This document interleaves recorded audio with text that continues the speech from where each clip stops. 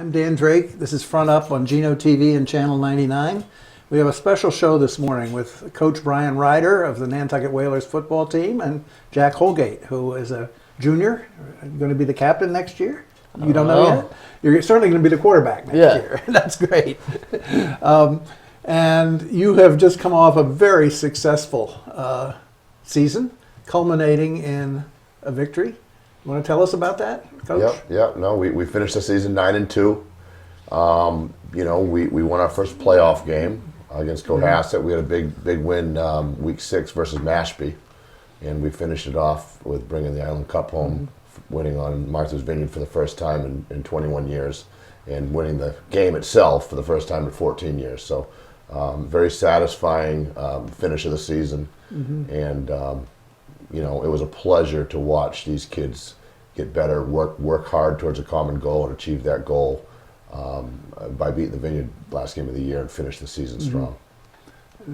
Jack, what did you think about that game? I thought it was great. I think we all came out, played our best game of the year, I think.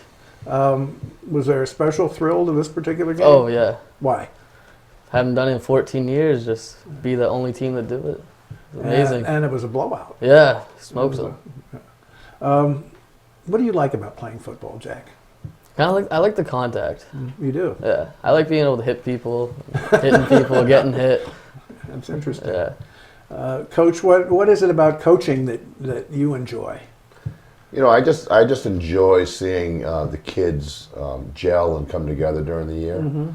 But from week 1 to the end of the season, you see a bunch of good athletes become a good team. And that's very satisfying, I think, to myself and the rest of the coaching staff to see that happen. And, it really teaches these kids tremendous values that they'll use long after playing football.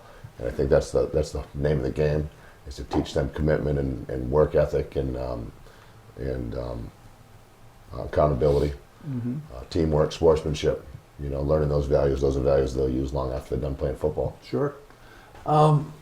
If you aspired to be a college coach, what would you have to do to prepare yourself, to put yourself out for that kind of role? Basically you'd have to apply for the job in college. I mean, coaching is at that level is really a young man's game. People start off when they're younger than I am and work their way up the ladder. They usually start with a graduate assistant position in college.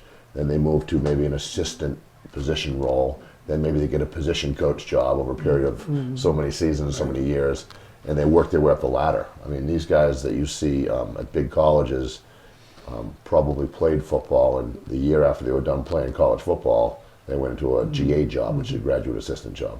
I do have some connections in some smaller schools that I've played at, or that some coaches. Where did you go to school? I went to Tulane University, but I went to Dean Junior College first, and they've actually mentioned to me a few times about being a coach there, which isn't Dean Junior College anymore. They're to a Division III school now. They're Dean College, it's a 4-year institution now. But it's one of those things where a college coach is a full-time position, and I mean year-round. It's not just during the season like in high school where you can, the season's over and you can get a break. They go right into recruiting. Right. They travel around the country recruiting kids. They have spring football, and then they go into their summer routine. So it's really a year-round position, a year-round job. So in order for me to do that, I would have to be committed to moving off island. Does it appeal to the concept? Appeal well, yeah, the concept of coaching at that level appeals to me. But is it worth giving up my company here and giving up my life here, your roots and so forth, and that type of thing? And that's something that's tough, especially when I have 2 young kids. Well, senior in high school, and then I have an 8th grade daughter, who I want to be around for those years. Right. Jack, what do you hope to get out of this your senior year? I want a Super Bowl. You want a Super Bowl? Yeah, that's the goal now. I want to beat the Vineyard and get the Super Bowl. Yeah. And how can you, a quarterback is very much a leader of the team, obviously. Do you see yourself in that role, pushing the team towards that goal? Yeah, I think I could do it. Make sure we all work hard all summer, all winter. We just go to the weight room and work out, and we do pretty much captain runs. So that's captain practices. Yeah, captain practices. They do it on their own in the off season when they're not playing other sports. Yeah. Do you play other sports? I play baseball. Yeah. What position? Catcher. next year, Coach, you're going to have a rebuilding year, right? Well, Somewhat. yeah. I mean, you know, you have a rebuilding year every year. Yes, you know, but you're losing some of your big linemen and so forth. Are you Well, not? we're returning 7 out of the 11 on both sides of the ball. Okay, so on the offensive line, we're losing 2, including the tight end. The tight end's one of those. Right. That's Burke Hughes and CoachRyder. The other 4 are coming back. Okay. Our quarterback's coming back. Many of our running backs coming back. So we're going to have a solid core group of kids returning, and to have I think to have a very strong team next year.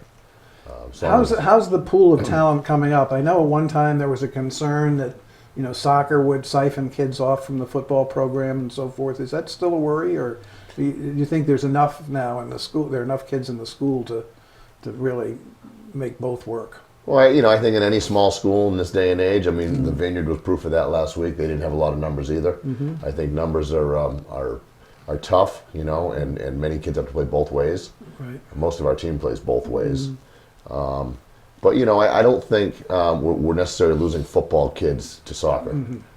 Soccer kids are playing soccer. Right. You don't walk around the high school and say, "Oh, this kid should be playing." There might be a couple of them, but there's not a lot of them. A kicker, maybe. Maybe a kicker. Yes, exactly. Maybe a kicker. But the majority of the kids that should be playing football, or I feel like have potential to be good football players, are playing football. There's a couple I'd like to see come out that maybe didn't come out this year that have played in the past or have never come out, and I think they have the ability. And I'm hoping that a successful run like we just had and ending the season on a positive note will bring those kids out next year. Jack, you want to continue playing football when you go to college? Yeah, if I get the opportunity, I would like to. You're a bit of a small guy. Yeah, a little bit. How do you think that works to your advantage or to your? I would say disadvantage because I don't know. Just all these people are bigger than me in college. Get hit pretty hard. Some big dudes. Right. How do you nurture a quarterback? Well, I mean, Jack's been a quarterback since he was in the boys' club, if I remember correctly. He's done it for a long time. And last year, his sophomore year, we had a senior quarterback, and he got injured week 1. So Jack had no choice.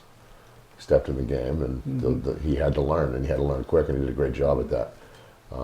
I think. Did you spend extra time on him?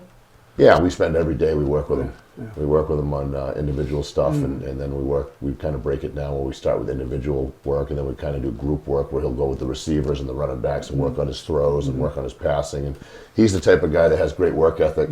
He's down there early for practice, and he's working on patterns with his receivers before we even start practice for probably a half an hour. So he's always throwing the ball and doing that type of thing, studying the plays and studying the game plan. So Jack's positive. I think the biggest positive is that he's very calm out there. He doesn't get too worked up. Don't get rattled? No, not often. Even with a 250-pound lineman breathing down your throat? No. That's good. I think he actually calms me down a little bit on the sideline. Other than getting hit, what else about football is appealing to you? I just you have to be smarter than the other team. You just have to be overall better at everything. Athletic, smart, everything, just to win. Do you have other interests away from athletics? Not yet. Not yet. Okay. You spend all your time pretty much on yeah. Well, that's all right. There's nothing wrong with that. Well, he's a very good student as well. Yeah. He gets very good grades, which is... What is the message you give the kids at the beginning of the season in terms of, I mean, you probably talk about the leadership and so forth, but what really is your mantra to them to No, the number one thing we talk about every year and every day before and after practice is academics. Keeping your academics strong, because regardless of how good of an athlete you are in any sport, you're not going to the next level. Right. Or you may not even stay on the team in high school unless you have solid academics. CoachRyder is proof of that. Right. He wouldn't have anywhere near the opportunity he has now if he didn't have solid academics. So we're kind of using that as a benchmark for kids and to understand that it starts in the classroom. Regardless of what you're doing, it starts in the classroom. In order to have success and stay with a team, you're required to have a specific grade point average and specific grades. And if you don't have those grades, you won't be on the team and you won't be able to help the team. So we stress that daily. Here's a difficult question, but drugs.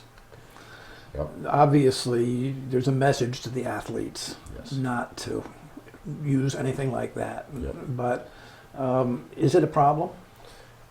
I think in with our youth today, I think it's probably always an issue with some. I don't believe it's an issue with all of them. I couldn't tell you how many or percentages sure. or anything Yeah, like that, but we talk about that as well, putting the right things in your body, making the right decisions, and we've had situations where a player or a student gets in trouble, whether it's drugs or alcohol or tobacco, and we have MIA guidelines and a student handbook which gives the punishments for that type of situation, and it's usually game suspensions from the team and things of that nature. Is there peer pressure on the players?